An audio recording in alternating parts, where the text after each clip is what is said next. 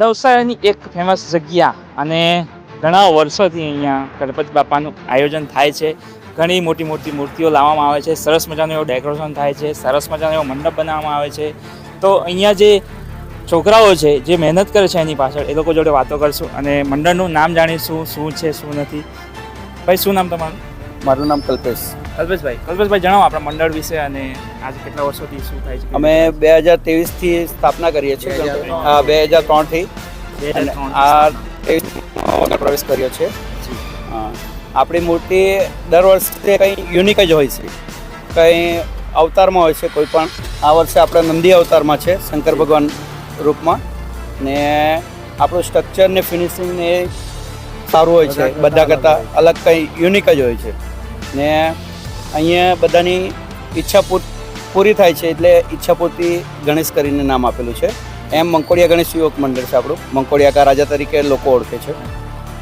અને મંકોડિયા કા રાજા નામ એટલે નવસારીની અંદર પ્રખ્યાત નામ. અને મૂર્તિઓ અહીંયા તમે કાયમ દર વર્ષે હું જોઉં છું, અહીંયાથી રસ્તા પર જતો હોઉં તો મહાકાયો મૂર્તિઓ હોય અને ખૂબ સરસ અને સાચવે તમે, અને એ બહુ મોટી વાત છે. અને આપણી સંસ્કૃતિ જે તમે સાચવવા માંગો છો, રાખો છો, એ ખૂબ જ સરસ વાત કહેવાય. તે સિવાય અહીંયાનું આયોજન જે થાય છે એની અંદર કોણનો ફાળો વધારે સારો રહે અને કોણ મદદ કરે છે કઈ રીતે? એમાં અમે બધા જ મિત્રો ભેગા થઈને કરીએ છીએ ગણપતિ, અને બધાનો જ ફાળો સિંહ ફાળો છે, એક સરખો ફાળો. બધા પોતપોતાની રીતે જેટલી સેવા થાય એટલી કરવા અહીંયા આવે છે. આખો મંકોડિયા એરિયાનો ફાળો છે.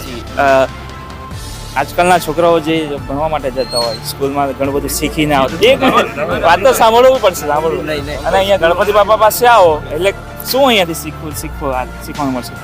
મહેશ બોલે. શું શીખવાનું મળશે ભાઈ? નામ શું થાય? અહીંયા ઉભો વિડીયો. અને આજકાલના છોકરા લોકોને મોટા ભાગે તો ગણપતિ જોઈને વધારે ઉત્સાહ આવે છે.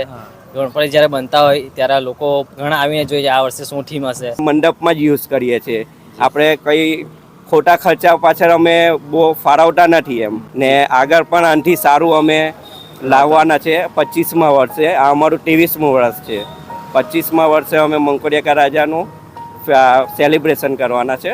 અત્યારે કંઈ યુનિક જોવા મળશે આનાથી સારું. ખૂબ સરસ, ખૂબ મોટો મહોત્સવ થવા જઈ રહ્યો છે 25મા વર્ષે. અને નવસારીના જે લોકો અહીંયા જોઈ રહ્યા છે વિડીયોમાં, એ લોકોને કંઈ મેસેજ આપવા માંગશો કોઈ આમાંથી?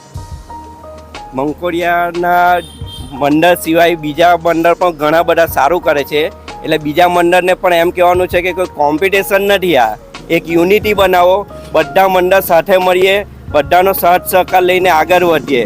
બધા મંડળ સાથે રહેશે તો નવસારી બી એક દિવસ મહારાષ્ટ્રની જેમ, બોમ્બેની જેમ ઉપર આવશે ને બધા બોમ્બેને ભૂલીને નવસારીનું નામ રોશન કરશે. બોલો ગણપતિ બાપ્પા મોરિયા! એક યુનિટી છે નવસારીના લોકોની અને મંકોડિયા કા રાજાના લોકોના, એ લોકોનો ભાવ છે. અને ગણપતિ બાપા એકચ્યુઅલી કહેવા જાય કે એક આપણા સ્વતંત્ર ભારત માટે એક ઝુંબેશ ઉઠાવવા અને ગણપતિ બાપાનું આયોજન કરવામાં આવ્યું. જ્યારે અંગ્રેજોની લડત ચાલતી હતી ત્યારે ગણપતિ બાપા બેસાડવામાં આવ્યા અને ત્યાં મિટિંગો થતી અને બધું કરવામાં આવતું. તો ત્યારથી ગણપતિ બાપાનું આયોજન ખૂબ સરસ રીતે થાય છે ભારત દેશની અંદર.